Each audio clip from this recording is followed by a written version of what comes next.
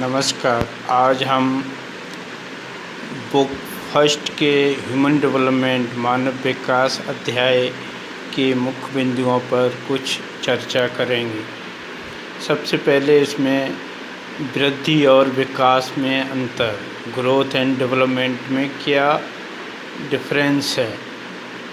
वृद्धि और विकास दोनों समय के संदर्भ में परिवर्तन को दर्शाते हैं, लेकिन दोनों में अंतर यह है कि वृद्धि मात्रात्मक और मूल्य निरपेक्ष, growth is quantitative and value neutral होती है।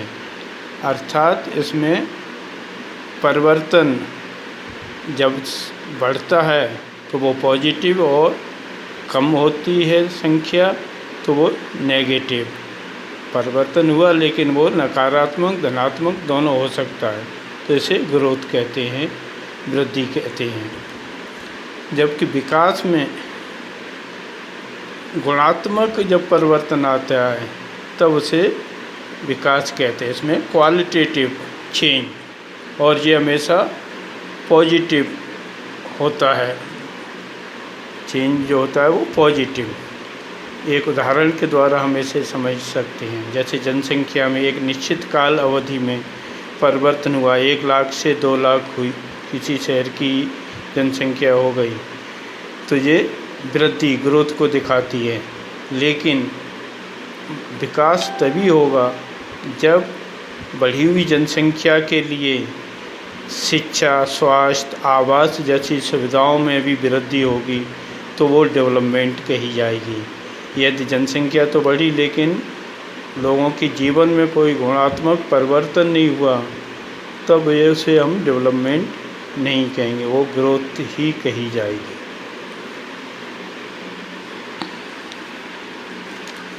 अब डेवलपमेंट 2 तरह के होते हैं।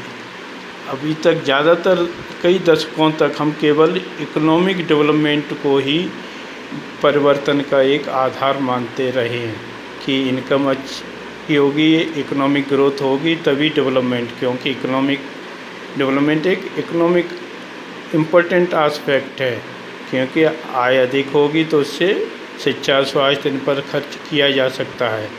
लेकिन 1980 के दशक के बाद से इनकम का उपयोग किस पर हो रहा है?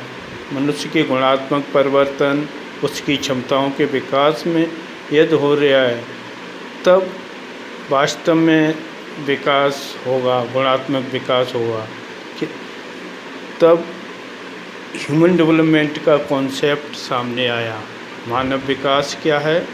मानव विकास में मनुष्य की क्षमताओं का विकास, उसके पास विकल्प, फ्रीडम, आय का स्तर, स्वास्थ्य का स्तर, ये क्वालिटेटिव जब चेंज आते हैं तब उसे हम मानव विकास।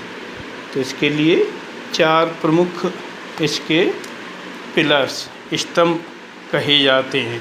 मानव विकास के 4 स्तंभ में समता, इक्विटी, अर्थात सभी लोगों को संसाधन के वितरण में समानता है कि नहीं, उनकी पहुंच है कि नहीं, तो वो इक्विटी महत्वपूर्ण।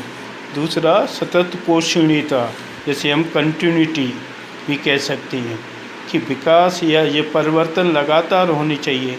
ये नहीं ये निश्चित समय तक ही परिवर्तन हो, लंबे समय तक नहीं होंगे, हर पीढ़ी के लिए कंटिन्यूटी नहीं रहेगी तो वो मानव विकास स्थायी नहीं होगा। तो इसके लिए सस्टेनेबिलिटी ज़रूरी है।